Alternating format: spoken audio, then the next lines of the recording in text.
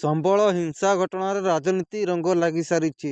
ନିକଟରେ ସପା ପ୍ରତିନିଧି ମଣ୍ଡଳୀ ଆଉ ଆଜି କଂଗ୍ରେସ ସାଂସଦ ତଥା ବିରୋଧୀ ଦଳ ନେତା ରାହୁଲ ଗାନ୍ଧୀ ଓ ବାୟନଡ଼ ସାଂସଦ ପ୍ରିୟଙ୍କା ଗାନ୍ଧୀ ବାଡ୍ରାଙ୍କୁ ସମ୍ବଳ ଯିବାକୁ ବାରଣ କରାଯିବା ଘଟଣାକୁ ନେଇ ନୂଆ ବିବାଦ ଛିଡ଼ା ହୋଇଛି।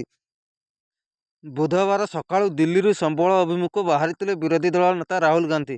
ଗାଜିପୁର ଦିଲ୍ଲୀ ସୀମାରେ ପହଞ୍ଚିବା ପରେ ତାଙ୍କୁ ରୋକିଥିଲା ସ୍ଥାନୀୟ ପ୍ରଶାସନ।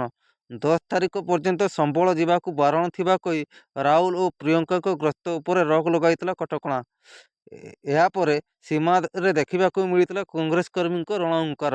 ରାସ୍ତାରେ ବସି ଧାରଣା ଦେବା ସହ ହୋ ହଲ୍ଲା ନାରାବାଜିରେ କମ୍ପିଥିଲେ କର୍ମୀ। ସ୍ଥିତି ଏଭଳି ହୋଇଥିଲା ଯେ ଦୀର୍ଘ ଘଣ୍ଟା ଧରି ପ୍ରବଳ ଟ୍ରାଫିକ୍ ଯୋଗୁଁ ନାହିଁ ନଥିବା ଅସୁବିଧାର ସମ୍ମୁଖୀନ ହୋଇଥିଲେ ସାଧାରଣ ଲୋକମାନେ। ଗସ୍ତ ବାରଣ କରାଯିବାକୁ ବିରୋଧ କରି ରାହୁଲ ବିଚ୍ ରାସ୍ତାରେ କେନ୍ଦ୍ର ସରକାରଙ୍କ ଉପରେ ବର୍ଷିଥିଲେ। ସେପଟେ ବାୟନଡ଼ ସାଂସଦ ମଧ୍ୟ ୟୁପି ପୋଲିସ ଏବଂ ପ୍ରଶାସନକୁ ପ୍ରଶ୍ନ ପଚାରିଥିଲେ। କିଛି ଦିନ ପୂର୍ବରୁ ସମାଜବାଦୀ ପାର୍ଟିର ପ୍ରତିନିଧି ମଣ୍ଡଳୀକୁ ସମ୍ବଳ ଯିବା ବାରଣ କରାଯାଇଥିଲା। ଆଉ ଆଜି କଂଗ୍ରେସ ପ୍ରତି ସମାନ ଆଭିମୁଖ୍ୟ ଗ୍ରହଣ କରାଯିବା ଘଟଣାକୁ ନେଇ ପ୍ରଶ୍ନ କରିଛନ୍ତି ସପା ମୁଖ୍ୟ ଅଖିଳେଶ ଯାଦବ।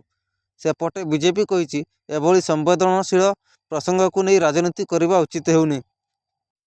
ନିକଟରେ ସମ୍ବଳ ଜାମା ମସଜିଦ ସର୍ଭେ ପାଇଁ ଟିମ୍ ପହଞ୍ଚିଥିବା ବେଳେ ସ୍ଥାନୀୟ ଲୋକଙ୍କ ସହ ବଡ଼ ଧରଣର ସଂଘର୍ଷ ଘଟଣା ଉତ୍ତରପ୍ରଦେଶକୁ ଦୋହଲାଇ ଦେଇଥିଲା।